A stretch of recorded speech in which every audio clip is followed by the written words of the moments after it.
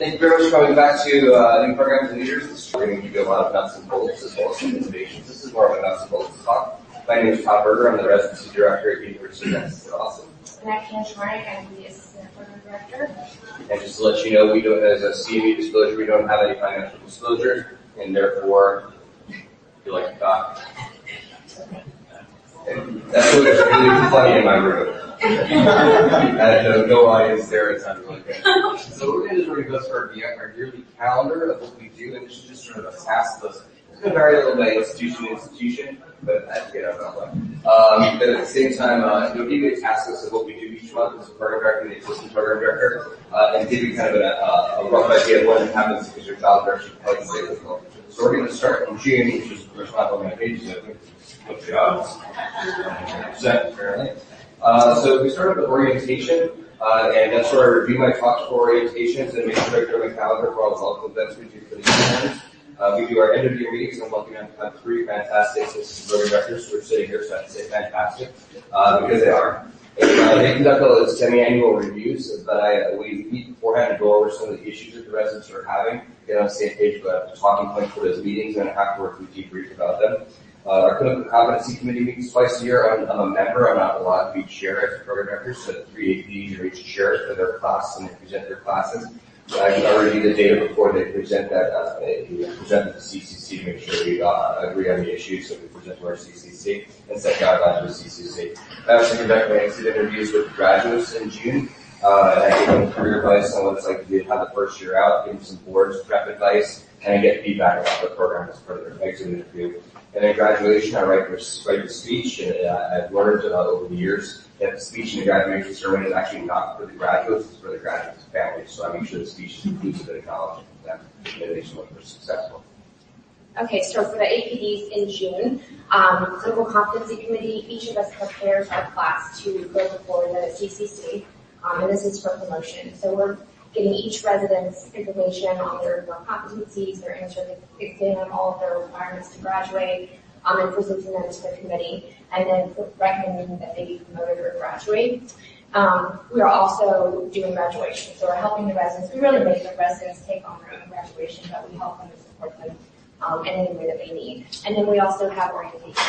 So we orient new interns during this period of time, so we're doing didactics, presentations, doing clinical spell slots with them, but we also orient our second years and our third years to their upcoming rotations and expectations for those rotations.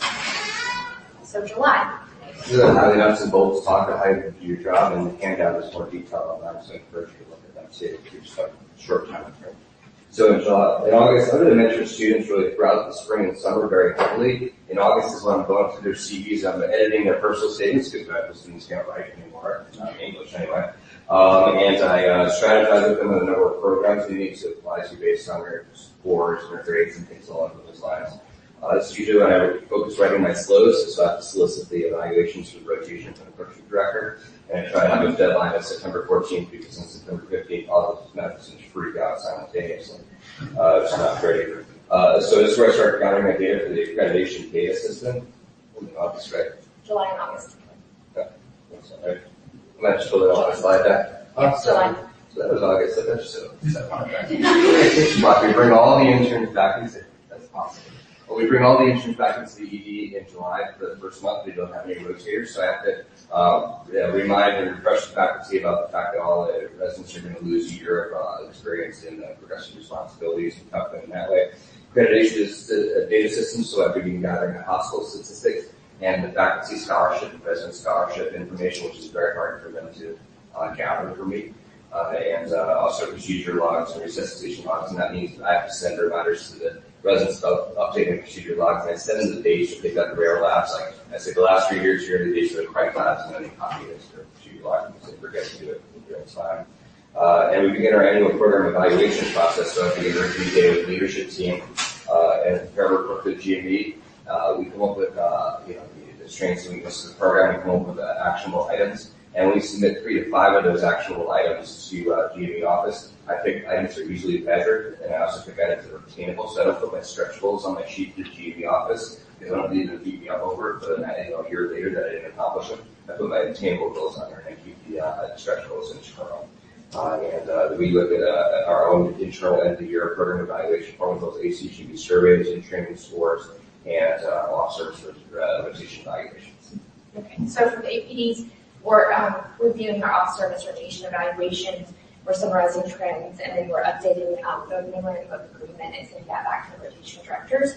We're also looking at the remediation and action plans that are in place for our residents. So we're looking at people who are below the 25th percentile on their in-service exam, have issues in one of the competencies, one or more of the competencies, and updating those remediation plans and creating new ones where they can be treated, and discussing them with the residents. So August, Hey, we're back to yes.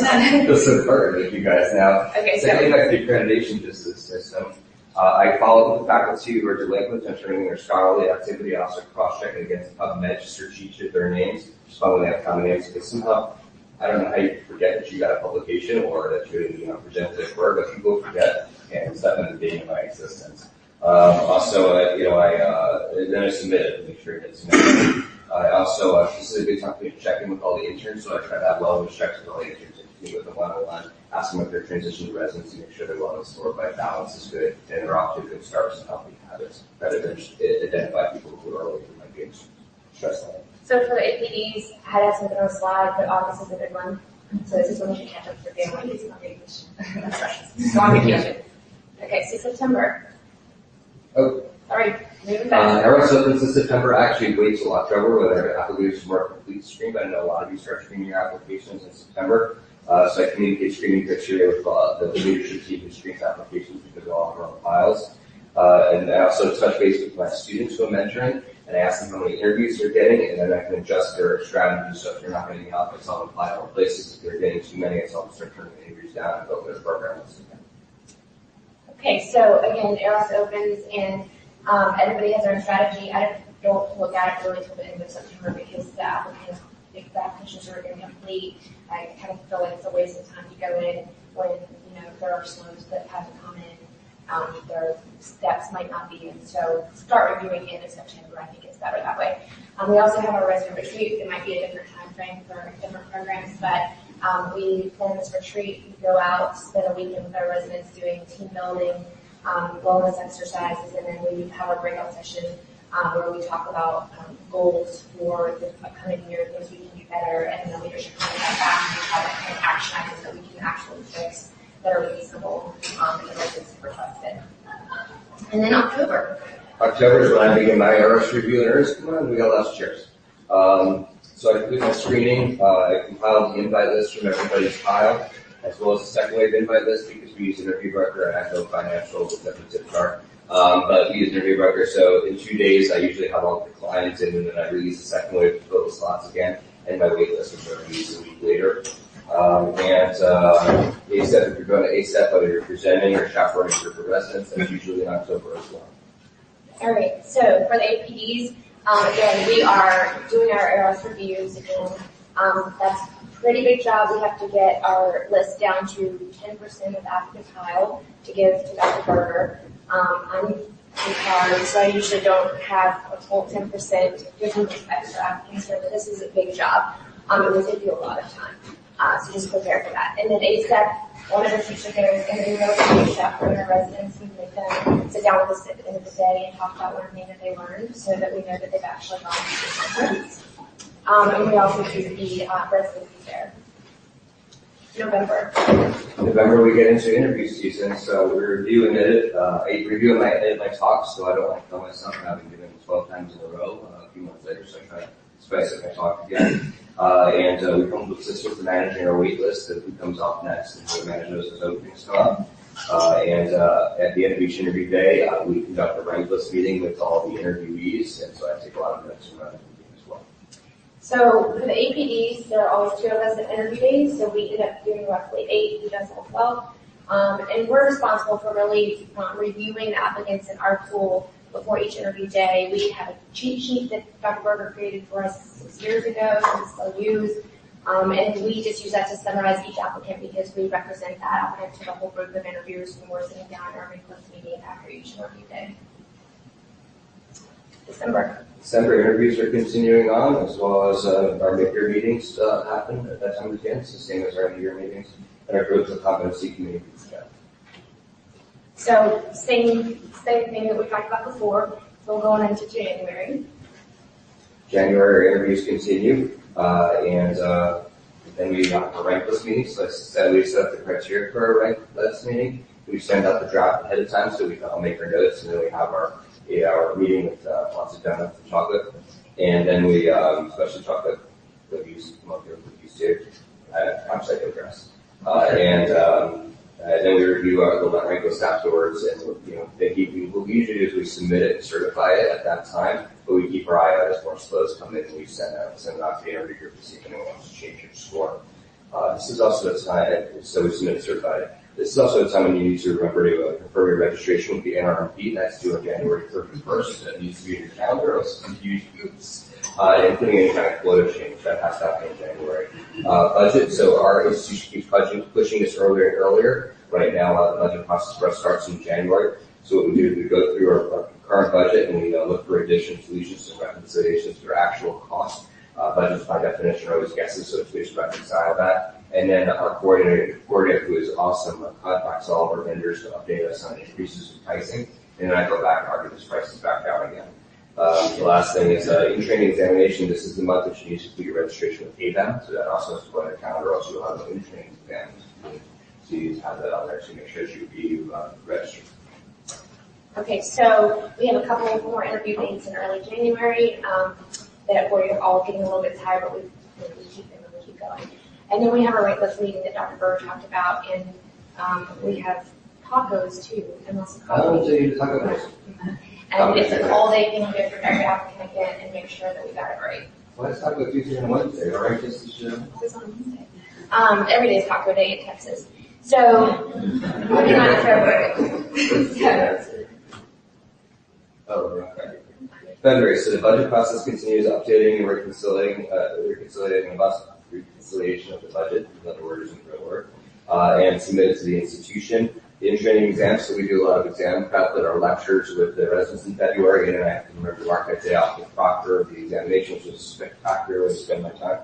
And then promotions, so do remember that another deadline in chapter for the RRC this time is at February 28th, is when you have to inform residents of the do not move decision.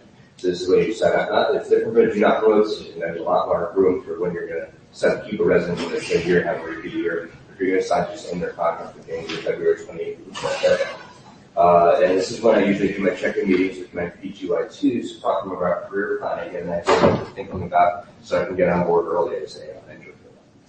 So, for the APD, this is again a pretty good month. We do have our legislative day. It might be different from all of you, but we do take our residents up to the Capitol to teach them how to do advocacy and talk to the legislators in their session. March. That's okay. So March is actually, spring is usually a little bit of a softer time in our schedule, although sometimes gets filled up with stuff. It's a really good time to get on your side project. So for scholarship, that research project you've been meaning to start, so you can do it. If you have that abstract that you've been meaning to turn to a manuscript, that's a good one. If you're working on a presentation for court or you're getting involved in communities, those are all good opportunities. This is a good time of year to really focus on these side projects. In addition, March is match day, so I'm trying to figure out my specific calendar for myself. I don't know one in this room, including myself, ever has to do that. I would.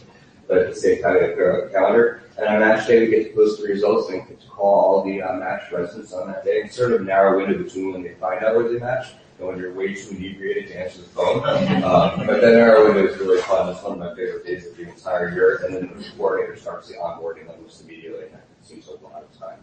This is also the time of year where we work on a block schedule. I have 7 GME programs that come through the emergency department to rotate with us, and we send our residents off on other officer rotations. So getting all those programs into one room, trying to keep it from becoming a bloodbath, and getting our block schedule done and negotiated and complete so that after match day, we've got the match check and send it out teaching my classes and pick their track, and pick their block.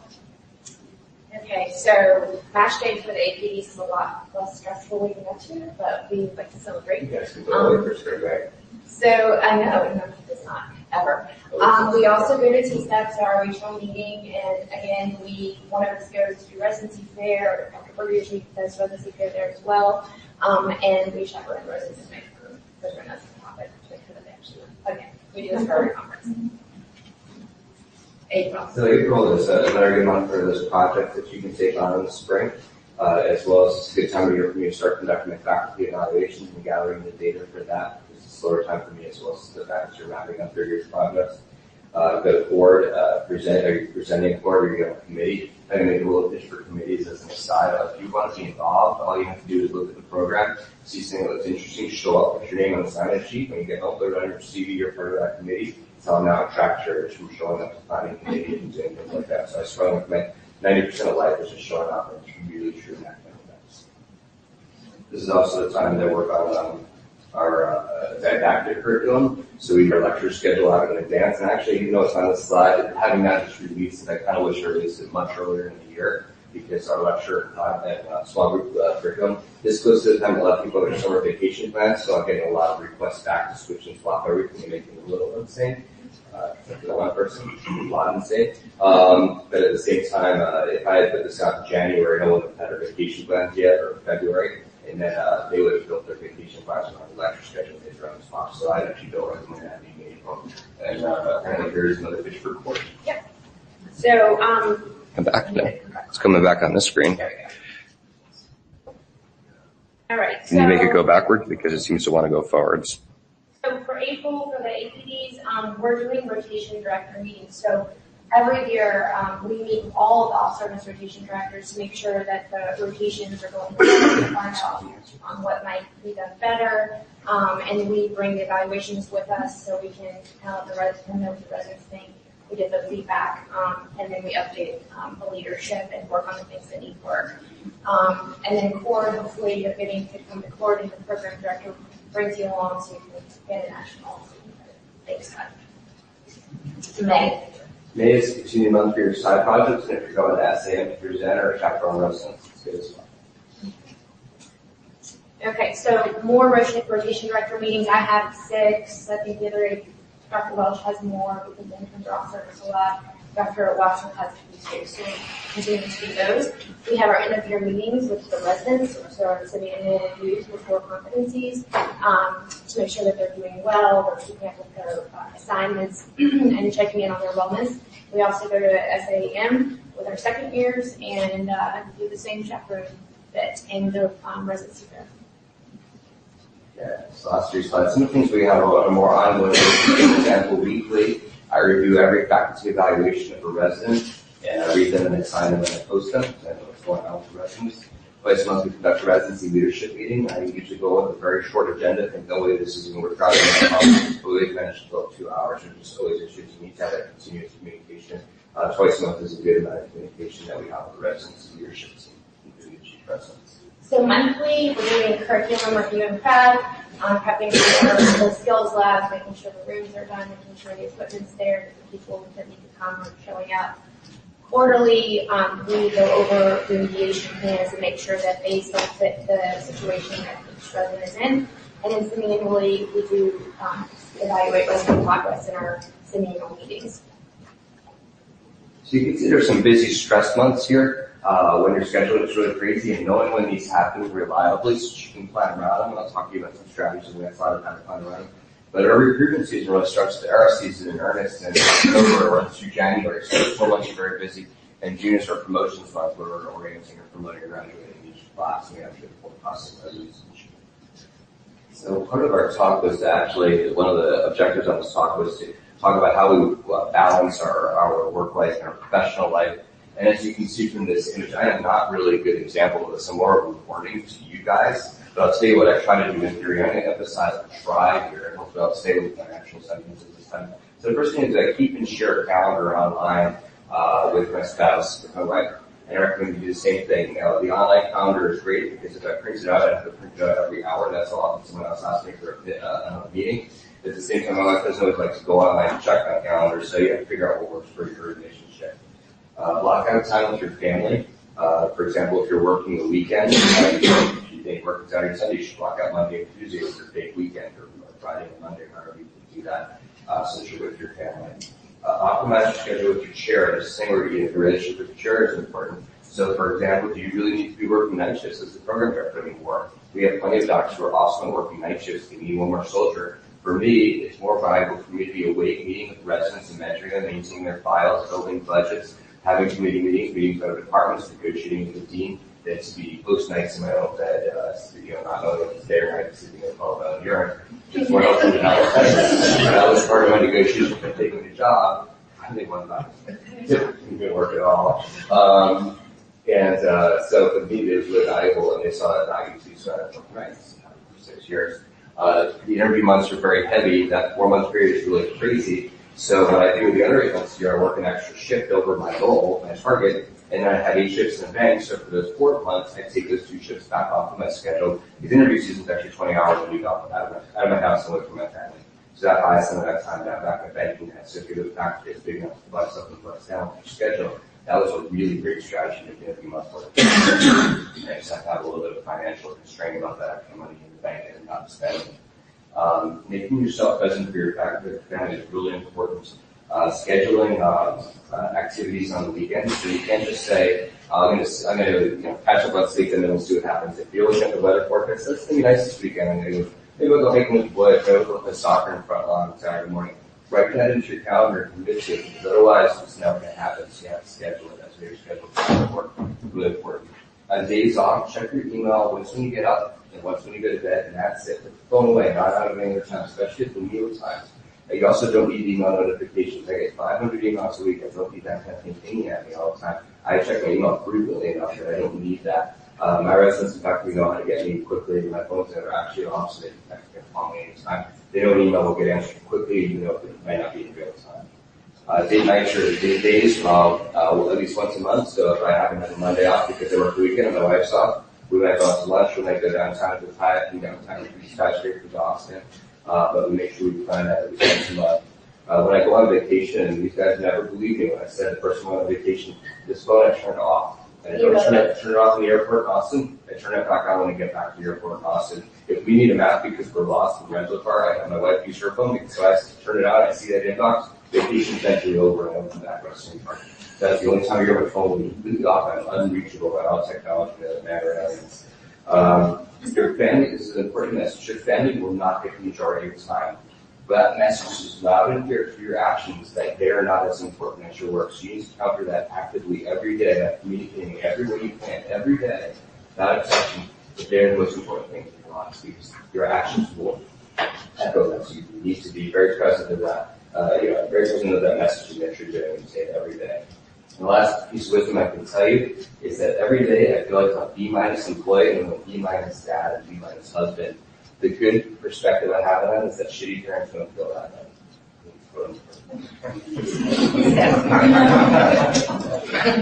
So my advice as an APD is exercise or find another healthy outlet for stress, find a hobby, and Dr. Berger knows that I exercise all the time because I call him from the treadmill and he's like, what is wrong with you? I'm like,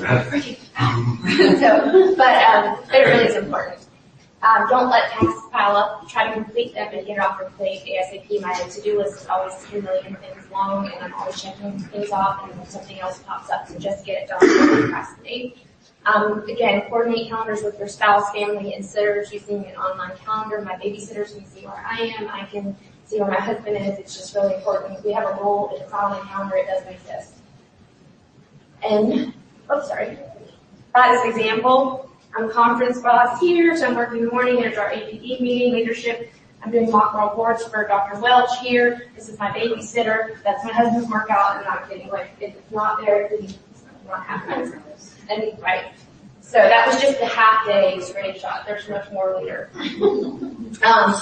Date nights with your spouse, so partner regularly. Take vacations when you can.